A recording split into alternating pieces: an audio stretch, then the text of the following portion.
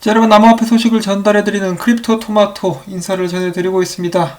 지금 현재 비트코인 같은 경우는 굉장히 분위기가 좋지 않은 방향으로 흘러가고 있는데요. 지금 현재 가격이 떨어져가지고 5,998불, 거래소에서는 이 6,000불대를 왔다리 갔다리 하고 있는 그런 모습을 보여주고 있습니다. 당연히 알트코인들, 비트코인을 따라서 떨어지고 있고요.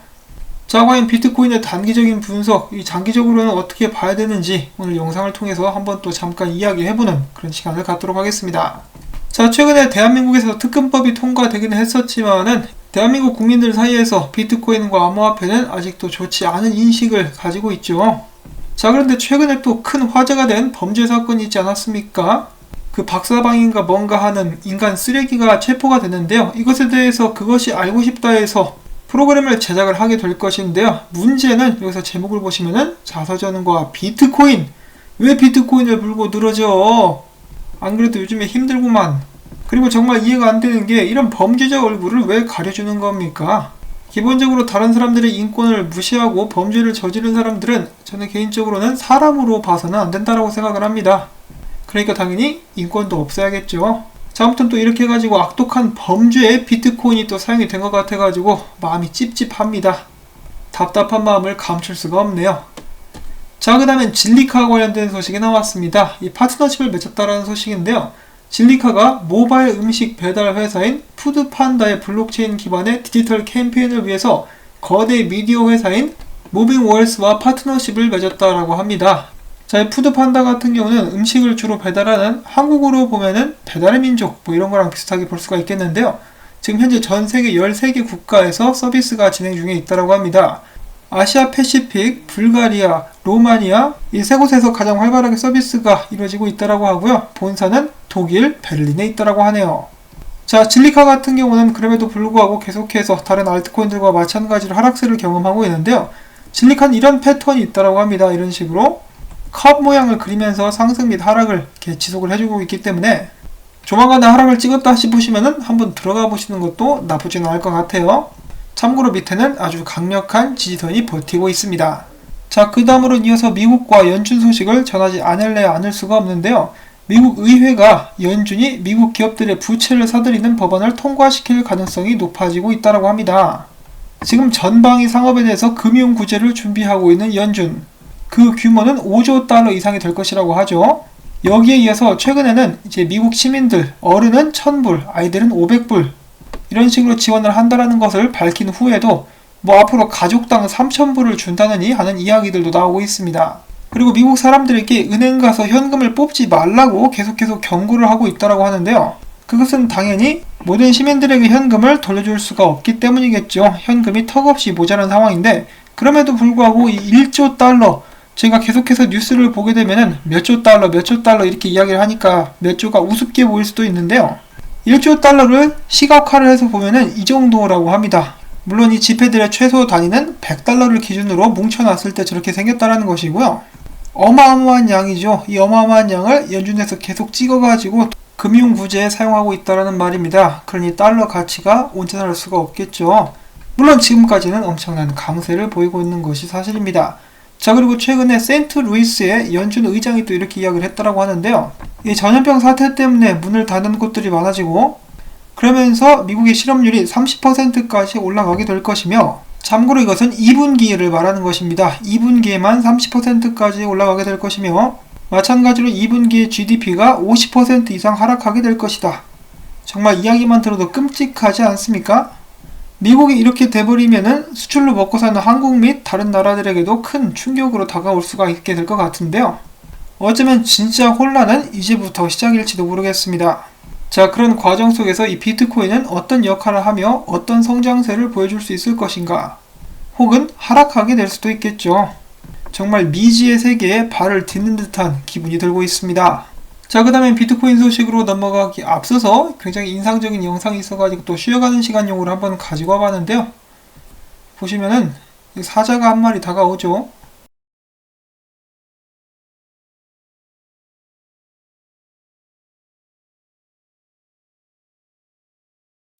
자, 이 사람은 이 사자를 키우는데 도와준 그런 사람이라고 합니다. 야, 사자를 쓰다듬을 수 있다니 엄청난 특권이 아닌가 싶네요.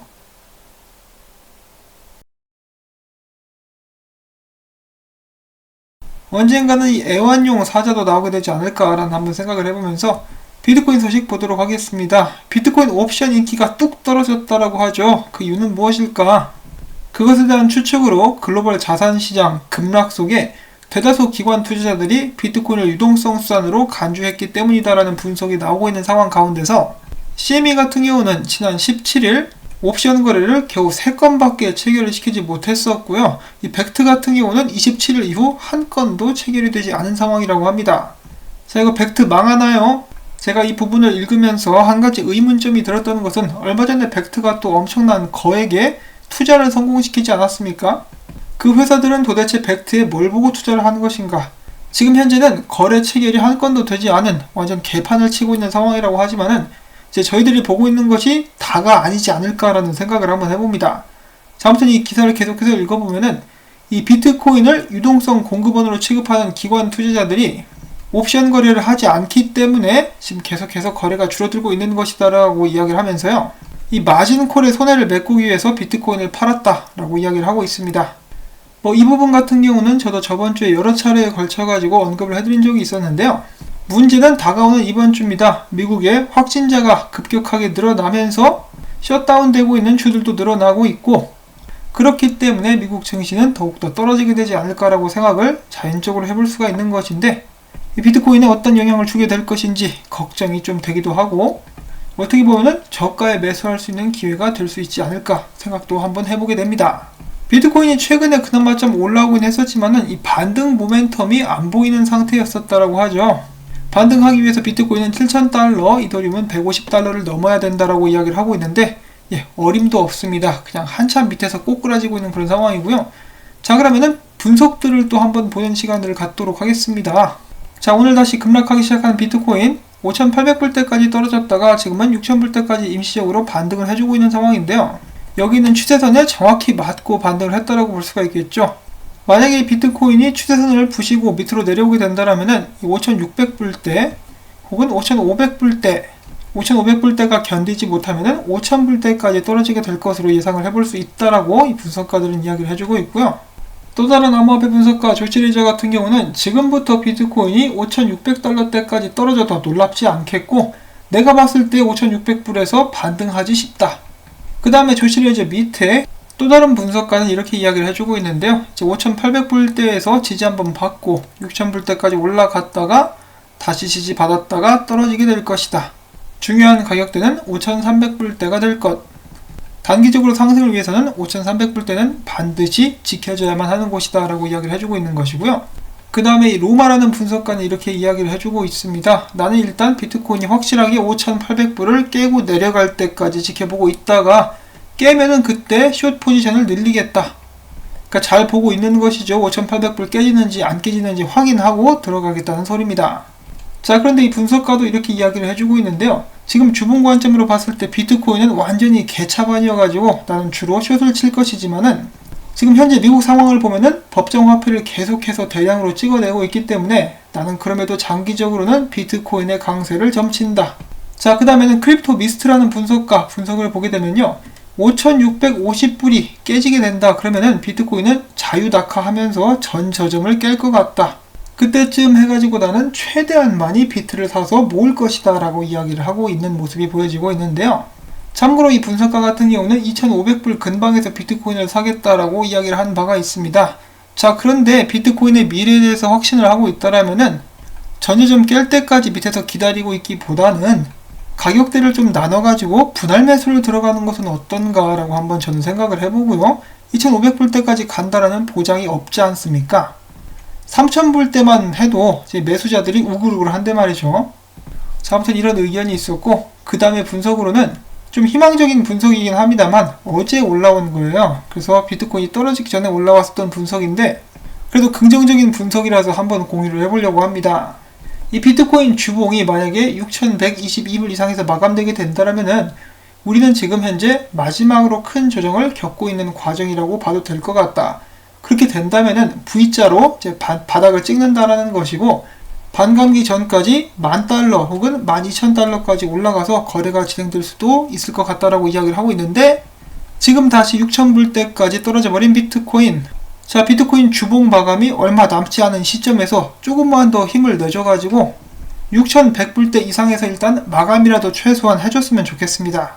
이 봉이 어디에서 마감되느냐가 또 굉장히 중요하다라고 여러 분석가들이 이야기를 하고 있는 것이기 때문에 저도 긍정적인 지표가 나올 수 있으면 좋겠다라고 생각을 하고 있고요. 지금 당장은 단기적으로 많은 사람들이 비트코인의 하락세를 점치고 있긴 하지만은 저는 이 비트코인이 위기를 넘긴 후에 엄청난 성장을 거둘 수 있지 않을까라고 조심스럽게 생각을 해보고 있습니다. 아마 제 영상을 시청하시는 모든 분들께서도 아마 비슷한 의견을 가지고 계시지 않을까 싶어요. 거의 90% 이상의 분석가들 역시 비트코인이 단기적으로 하락하겠지만은 그건 어디까지나 단기적인 예측일 뿐이고 장기적으로는 비트코인의 대성을 보고 있습니다. 꼭 그대로 이뤄질 수 있기를 바라보면서 오늘 영상은 또 여기서 마무리를 지을 텐데요. 제가 오늘 준비한 영상이 재밌었다, 도움이 됐다 싶으시면은 이 광고 영상 마지막까지 한 편만이라도 봐주시기를 부탁을 전해드리고 싶습니다. 비트코인이 성장하는 과정을 지켜보기 위해서 저도 월세도 내야 되고 밥도 먹어야 되기 때문에 광고 영상 시청 다시 한번 부탁을 전해드리고요. 그러면 저는 다음에 또 새로운 소식 가지고 인사를 전해드리도록 하겠습니다. 안녕히 계십시오. 이 위에서 한번 누워봤으면 좋겠다 근데.